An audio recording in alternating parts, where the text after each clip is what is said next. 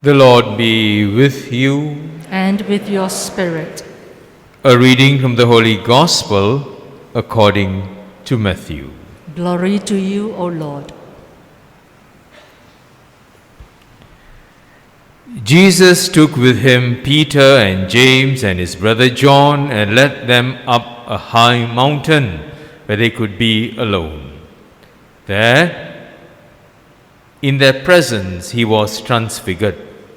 His face shone like the sun, and his clothes became as white as light. Suddenly, Moses and Elijah appeared to them. They were talking with him. Then Peter spoke to Jesus. "Lord," he said, "it is wonderful for us to be here. If you wish, I will make 3 tents here, one for you, one for Moses, and one for Elijah." He was still speaking when suddenly a bright cloud covered them with shadow, and from the cloud there came a voice which said, "This is my Son, the Beloved. He enjoys my favor. Listen to him." When they heard this, the disciples fell on their faces, overcome with fear. But Jesus came up and touched them. "Stand up," he said. "Do not be afraid." And when they raised their eyes, they saw no one but only Jesus. As they came down from the mountain, Jesus gave them this order: "Tell no one about the vision until the Son of Man has risen from the dead."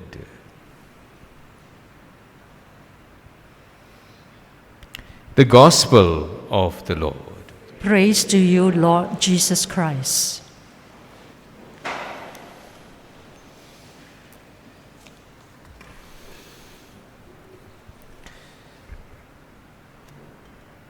So, brothers and sisters, we are familiar with the image in which we describe life's journey. We say it's from the womb to the tomb. We are familiar with that.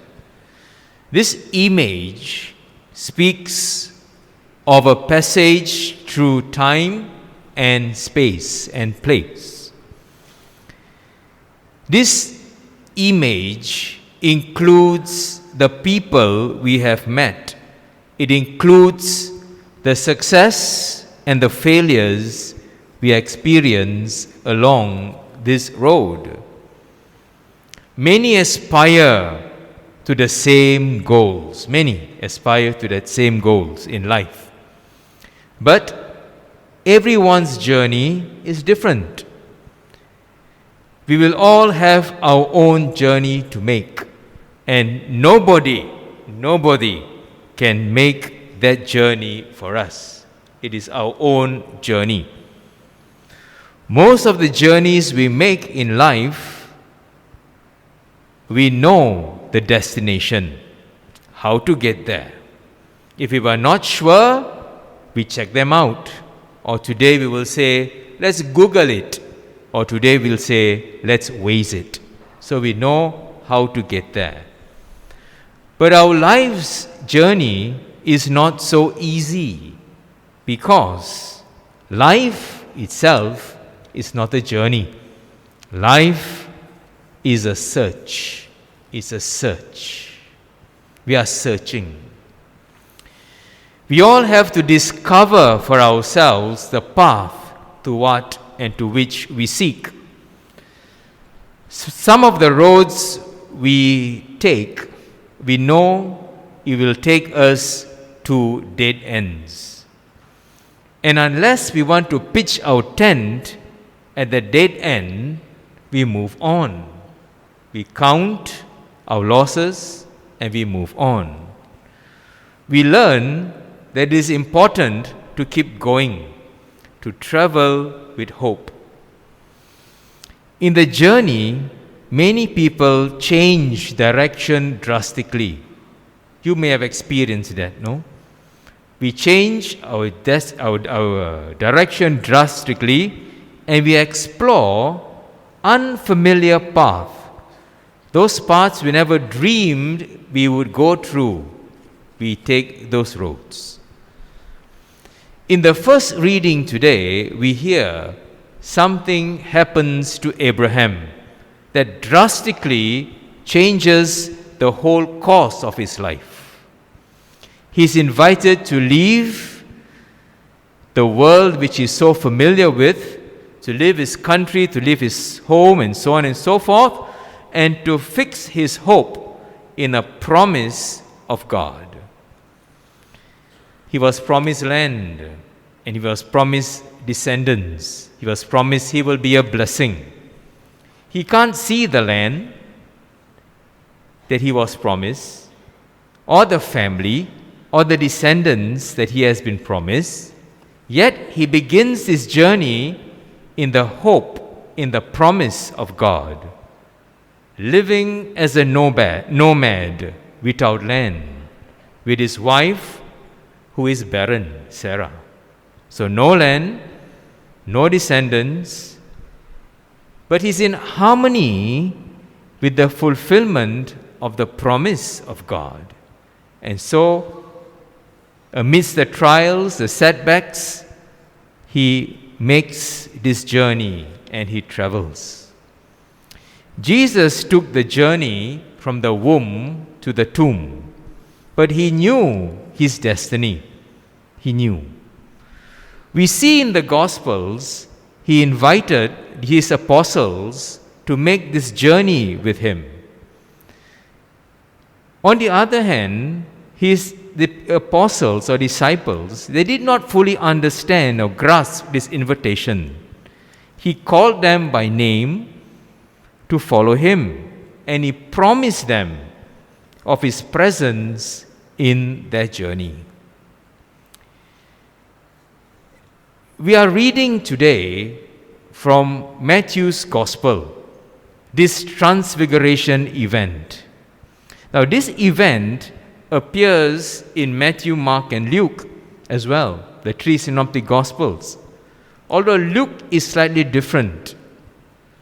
In order to understand the significance of the transfiguration, it will be necessary for us to look at what occurs immediately before this event and after this great mystical event.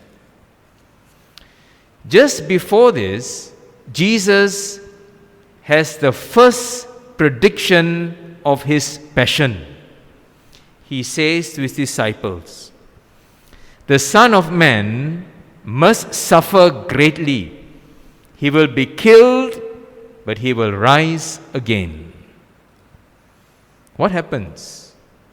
His disciples are scandalized, and the disciples are disillusioned in this journey that they are following Jesus along the road. By the possibility that this Messianic Jesus should suffer and die, they become scandalized. They are looking for success. They are looking for power. And the possibility that Jesus would have to suffer and die is totally alien, foreign to them, through all their expectations. Their expectations are crushed. And Peter says to him, found in Matthew and Mark, Peter says to him, "God forbid this should happen to you. This cannot happen to you." Now Jesus looks at him sternly and says, "Get behind me, Satan. You are thinking the thoughts of the world, not the thoughts of God, not the thoughts of God's providence. Get behind me. You are an impediment, a hindrance to the Messianic, the true identity of the Messiah." And immediately after the transfiguration is the second prediction of the Passion. And Jesus reminds them again, he must suffer, he must die, but he will rise again. And then, of course, there's the third prediction later on in all the three Gospels. The understanding of the Passion is being part of the Transfiguration is a very important element to keep in mind, the Passion. Of course, another important point would be Jesus was conversing with Moses and Elijah.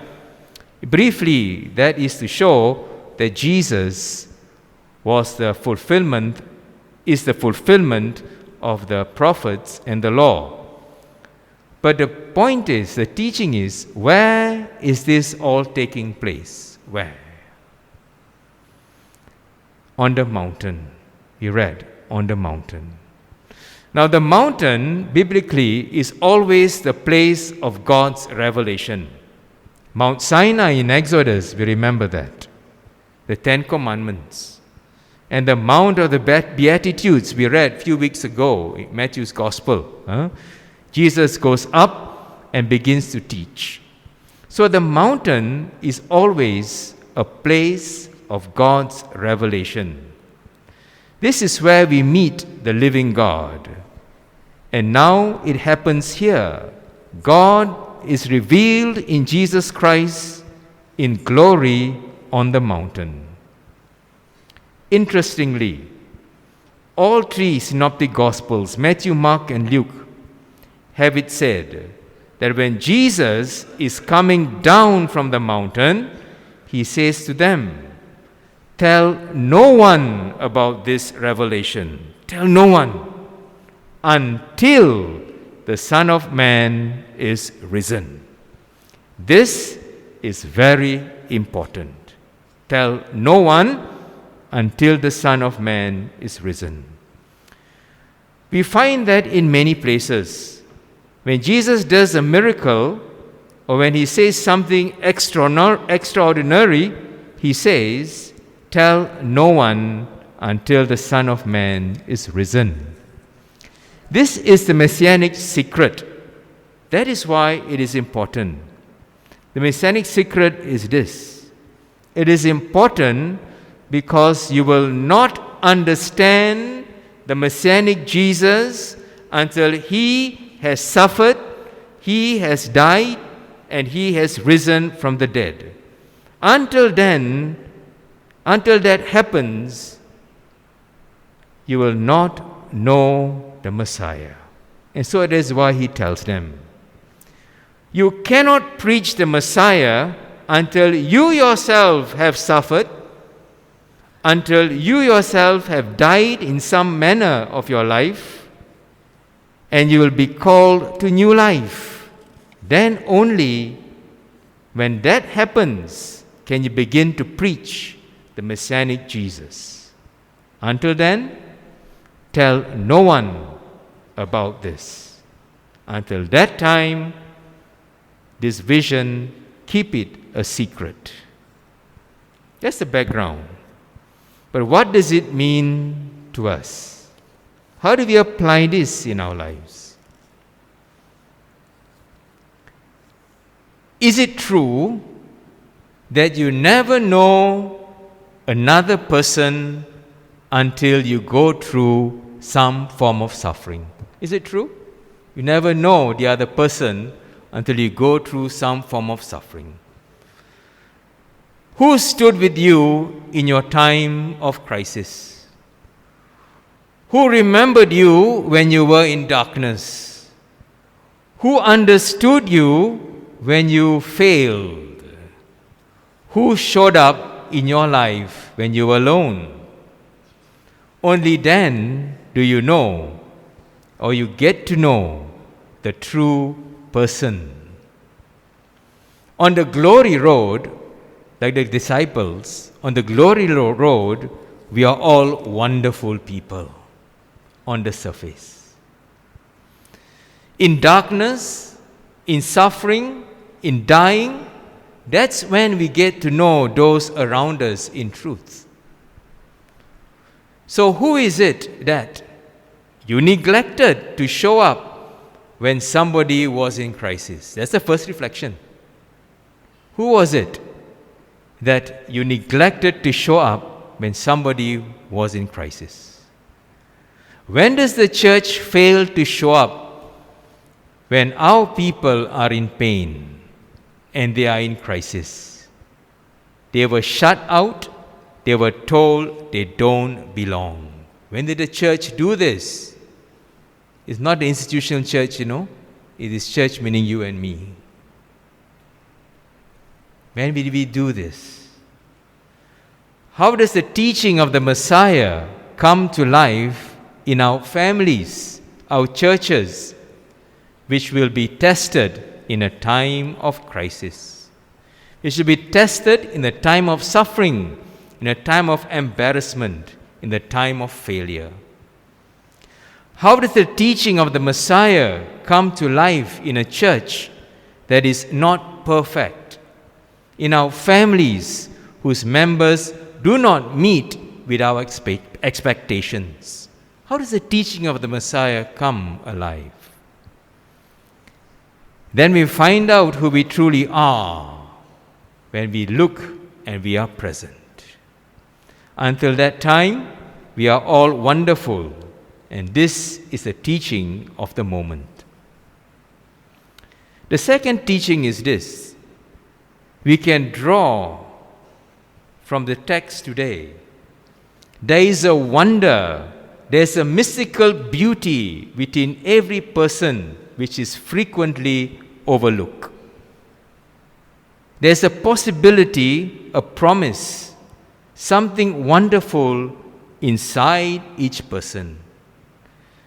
Even when Peter uttered something that didn't make sense, Jesus assured him, be not afraid. Be not afraid. I would like to share a quote with you, a quote from an extraordinary American woman, Maya Angelou. She said, people will forget what you said. People will forget what you did, but they will never forget how you made them feel. And that's very important, isn't it? Just a hand on the shoulder of Peter. That's important. Do not be afraid. So the question, now when I'm in crisis, when I'm in darkness, how did I feel? How did I feel? Was someone there for me? These disciples wanted to walk away from the Lord, no? They wanted to walk away from Jesus, from the suffering. You cannot go to Jerusalem. You cannot go. Therefore, in the economy of life, we all go through failure. We are all going through some kind of weakness. We are all going to meet some kind of possibilities that really do not share with others the joy. We won't meet the expectations of others. What do we do? What do we do? Do we feel belong? What do we do? Do we make others feel belong? How do we relate to a wounded person? How do we do that? Brothers and sisters, today, as we celebrate the Eucharist, we remember the simple action of Jesus and how important touching is. Touch. We are told before a person dies, 2 senses will be the last to leave the person. One is the sense of touch, and the other is hearing. Have you ever touched someone and saying, I forgive you and I love you? Too important, right? Touch and hearing. So as we are in the second week of Lent, we take this teaching from Jesus today and we try to live it out in our struggle in family. Okay? All right?